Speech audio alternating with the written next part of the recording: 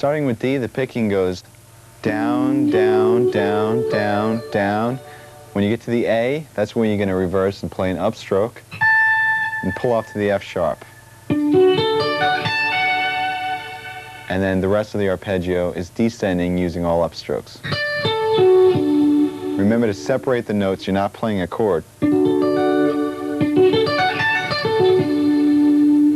When you get to the next arpeggio, F sharp, you're still continuing with an up.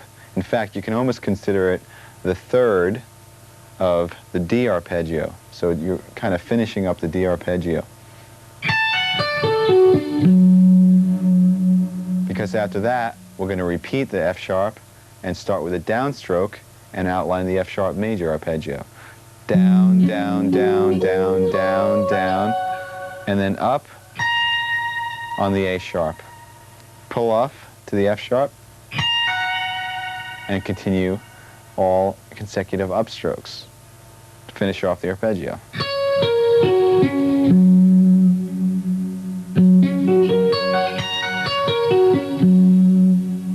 So from the D to the F sharp, it sounds like this.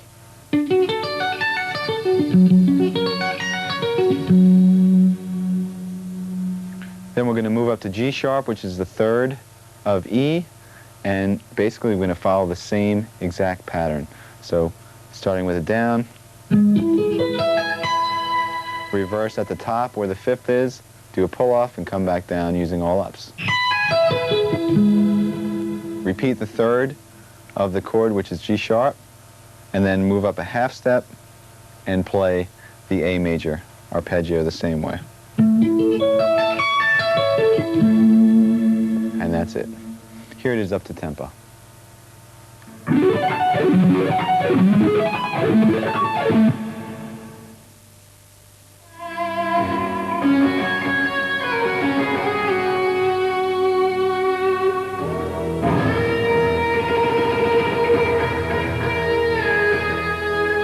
The majority of our writing process is together as a band.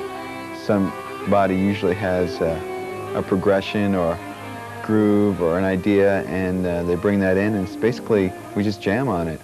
We set the tape recorder and just kind of go for it, and out of those jams, some solid ideas start to happen, and we start working on arrangements, and before you know it, we have a song.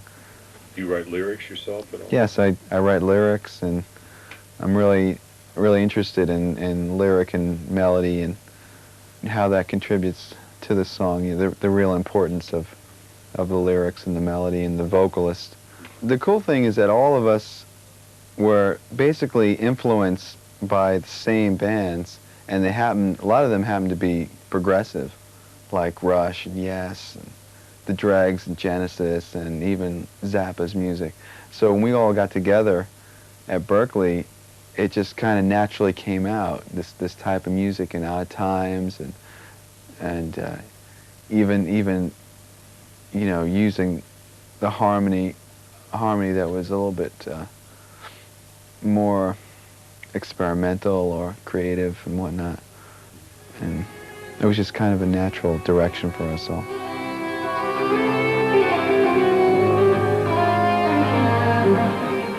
We've been focusing in a lot on developing techniques for soloing and chop building, but let's switch gears now and concentrate on building your chord vocabulary. What we're going to do is we're going to take the ever-faithful power chord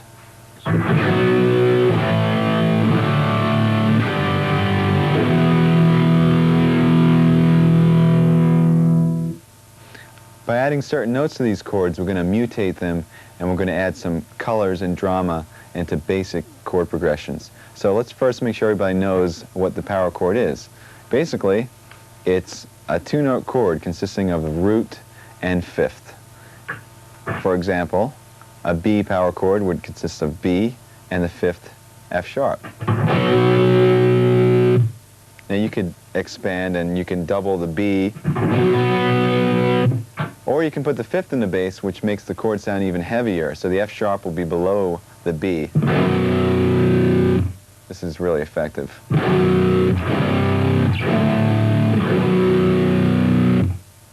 And one other type that's not really a typical power chord, but it's a progressive power chord, you take the root, the fifth, and you add the ninth on top. Sounds like this.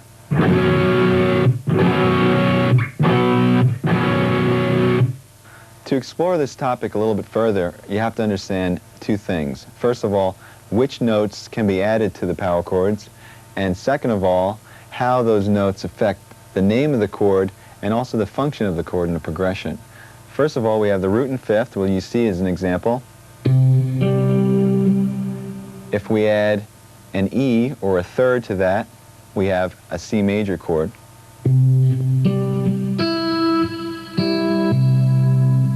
If we add an E flat to that, which is a minor third, we have a C minor chord.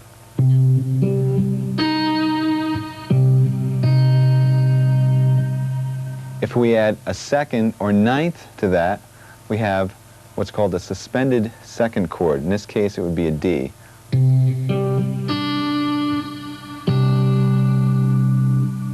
If we add a fourth to that, we have what's called a suspended fourth.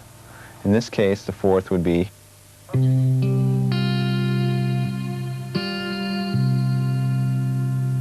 All of those chords added one note to the power chord and drastically changed the sound. Now let's go through some chords that add two notes. If we add the major third and the major seventh, we have a major seventh chord. So you'd have the power chord, the major third E, and the major seventh B.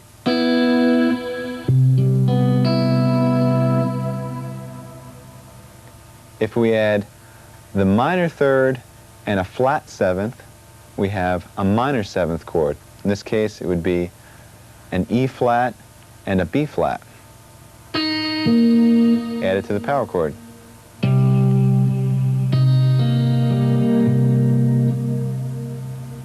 If we add a major third and a flat seven, we have what's called a dominant seventh chord. In this case, E is a major third, B flat is a flat seventh, added to the power chord.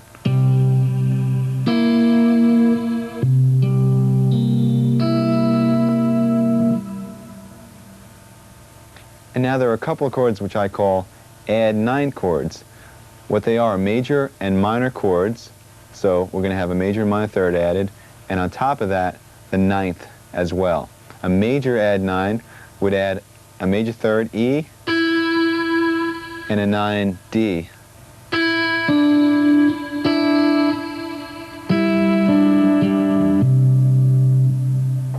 A minor add 9 would add the flat third, E flat, and the ninth, D.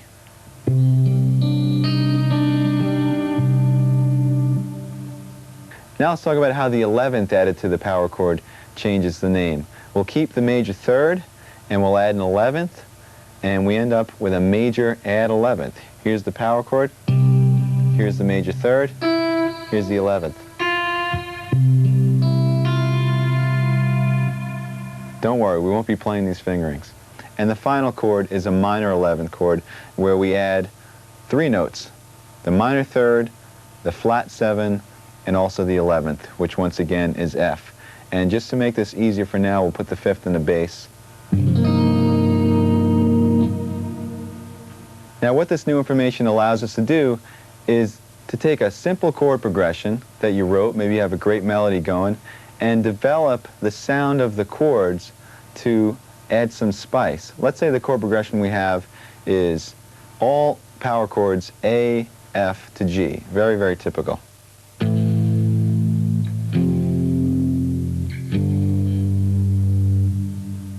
By adding some of these intervals and creating these more interesting chords, perhaps we can make it sound a little bit more interesting, or we can take it in a more dramatic direction. So I'll turn the A into an A minor add 9.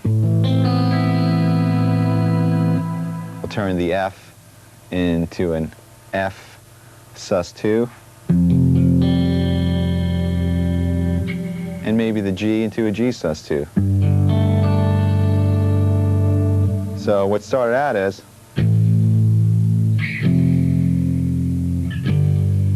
now it sounds like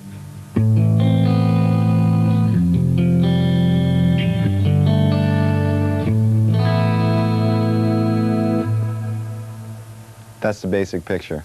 Now, unfortunately, when you're trying to play this stuff loud and heavy, it's going to sound pretty bad because of the dissonance of the intervals. I know you don't want to hear this, but I'll demonstrate.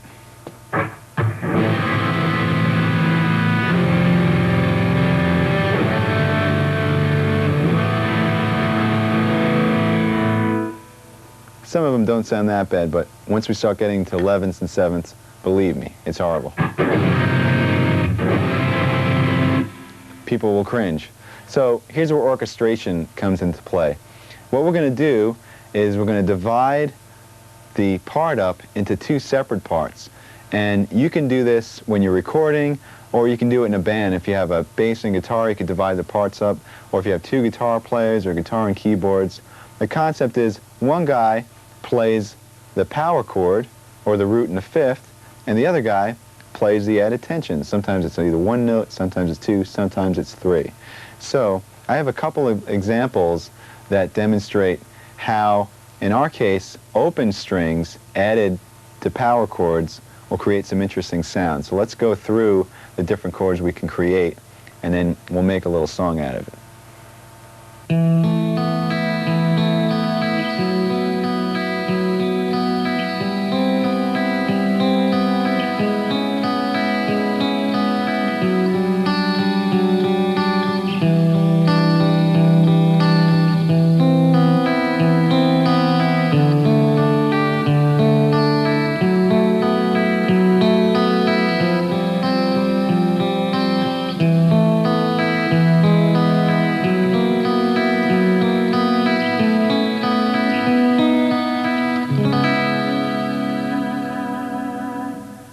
The first power chord was an A. We added a second to it, and it created an A suspended second. Second power chord was a B. We added a fourth to it, and we created a suspended fourth. The third power chord was a C. We added a major third and a major seven, and it turns into a C major seven. The next power chord was a C sharp. We added a B and an E and created a C sharp minor seventh. The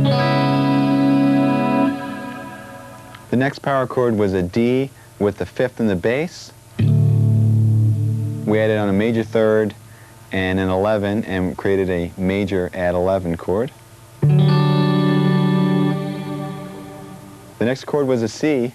We added on a D and an E, and we created a major add 9. The next chord was an A. We added on a C and a B, which is a minor third and a ninth, and we created a minor add 9 chord. Next chord was a G. We added on an A, and we created another suspended second, G sus 2. And the chord after that had F sharp by itself in the bass, and we added on a D, an A, and an E. So what we have created is a major chord with an added ninth, but the third is in the bass. Next chord was an F sharp. We added on an A, a B, and an E, and we created an F sharp minor 11 chord. Chord after that was an F. We added on a G, and we created an F sus 2.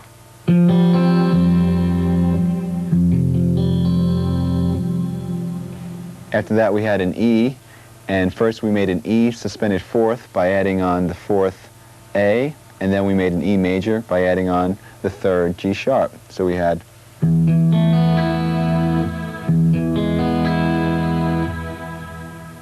the next chord was an F sharp. We added on an A sharp, a B, and an E, and we came up with an F sharp 7 add 11.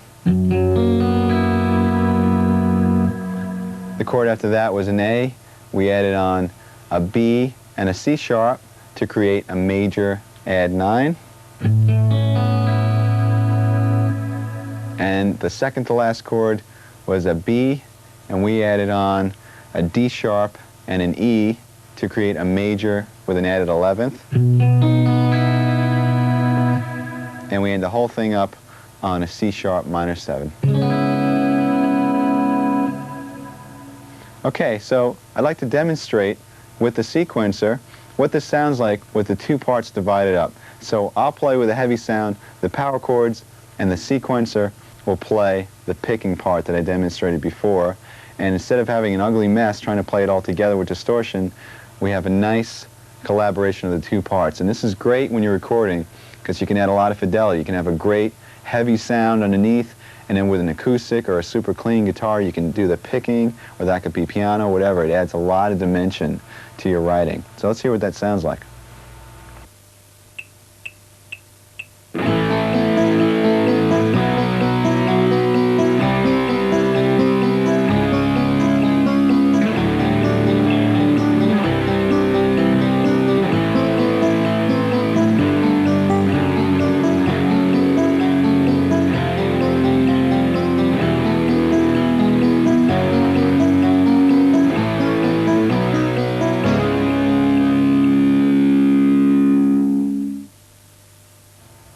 As you can see, our power chord has come a pretty long way. We started with some really basic nonsense and we came up with some pretty cool sounding chords. Now, granted, the progression that I created for that exercise really doesn't make too much sense. So let me show you a little song that incorporates a lot of those chords and is more like a piece of music. I mean, you can use it for background to a vocal part, or it could be backing up a solo or whatnot, but it uses basic power chords that I'll be playing, and the sequencer will be playing the second guitar part.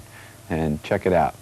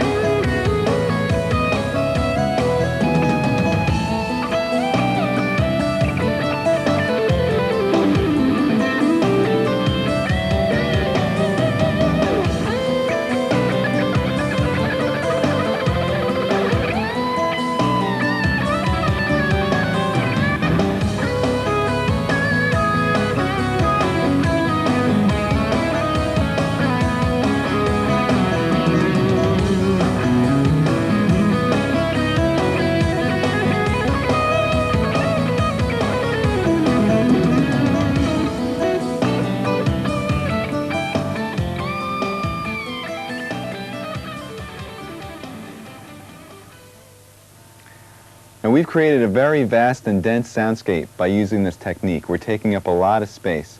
So it's important that you really listen to what the other players in your band are doing. For instance, let's say this type of interaction that we just went through was going on between bass and keyboards. It might not be necessary for you to play a moving part along with that. You might want to choose a soaring melody or some lush chords in the background. The point I'm trying to make is that you should really listen for space when you're writing. Listen for register and listen to what the other people are playing. This way you contribute what's right for the song as opposed to just worrying about your own little part. Remember, the song comes first.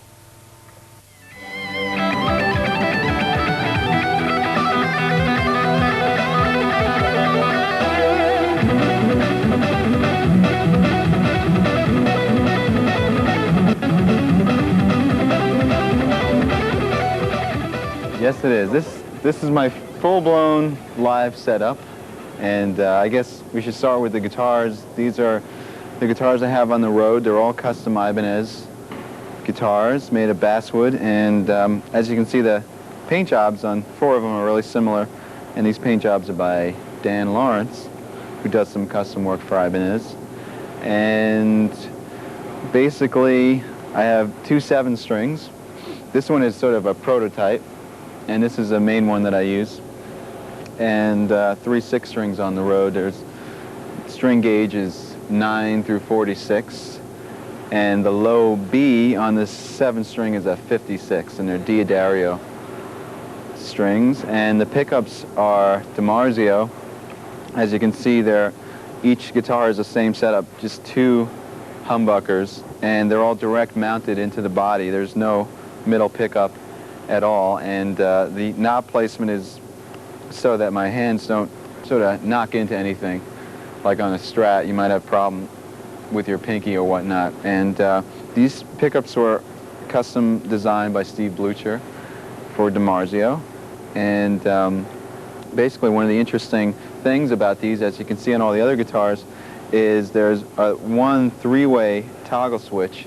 And the cool thing is that in the middle position, you have the center 2 coils on, but they're still hum canceling. Gives a really sweet sort of scooped sound for clean passages, particularly.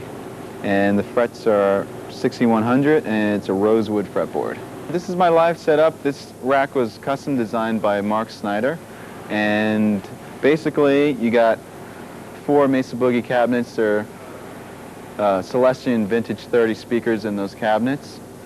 And what's going on here is I have an amp switcher, and the amp switcher is switching between 3 different preamps, 2 triaxises and a Boogie Mark II-C Plus.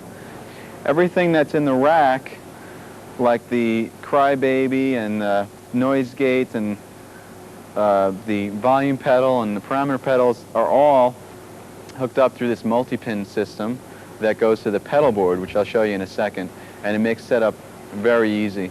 And also, the rack has a data dump. It's an Alesis data disk that allows me to save or reload any of my MIDI programs for the PCM 70 or the TC Electronics 2290, or even the Mesa Boogie Triaxis.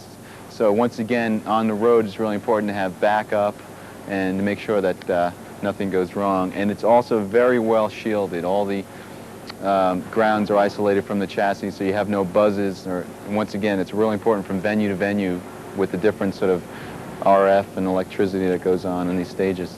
I use these picks. These are Jim Dunlap Jazz 3s for all the electric playing.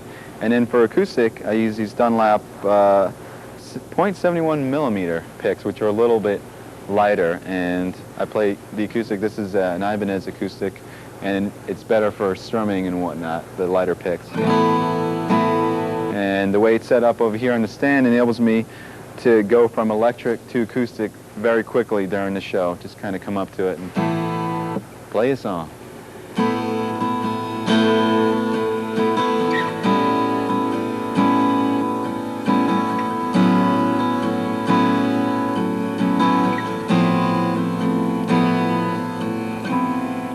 Okay, this is the pedal board that I use live, and this was custom designed by Mark Snyder. Once again, as you can see, here's the other end of the multi-pin that's coming in, and basically that has all your connections for the tuner and the Mesa Boogie Abacus pedal board, parameter pedal, a volume pedal, and a wah pedal, and that includes all the AC. Just one cable right to the rack and to the pedal board.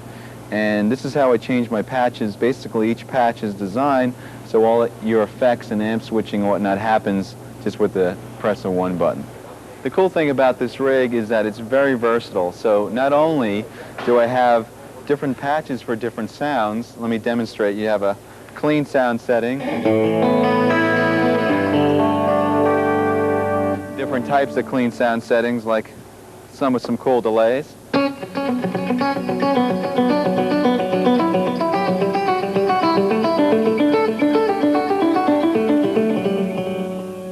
And then we have some basic heavy rhythm sounds.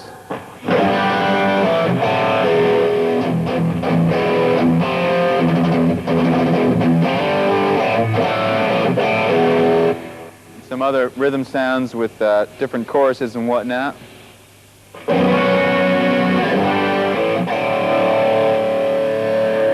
And also a couple of cool lead sounds.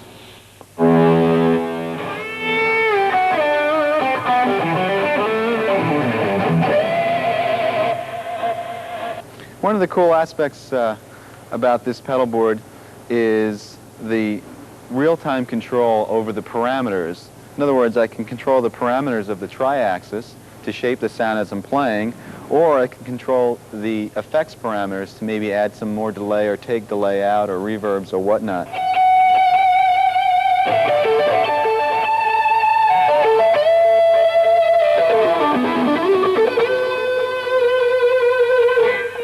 If you're playing a faster line, you don't want as much around it, so you just ease off the pedal so there's not as much delay on it.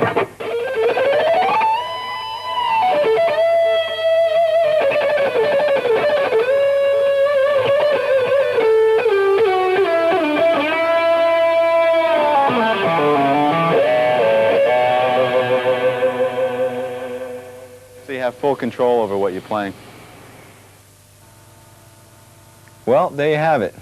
We covered a lot of ground in this video, and there's a lot of information to swallow. Just take your time and go through section by section and really try to get the most out of it. The best is to apply what you learn as well. I hope this has been inspiring and that you can use some of these ideas and approaches in your own playing and writing. And I had a great time doing this video. I hope to see you on tour. Bye-bye.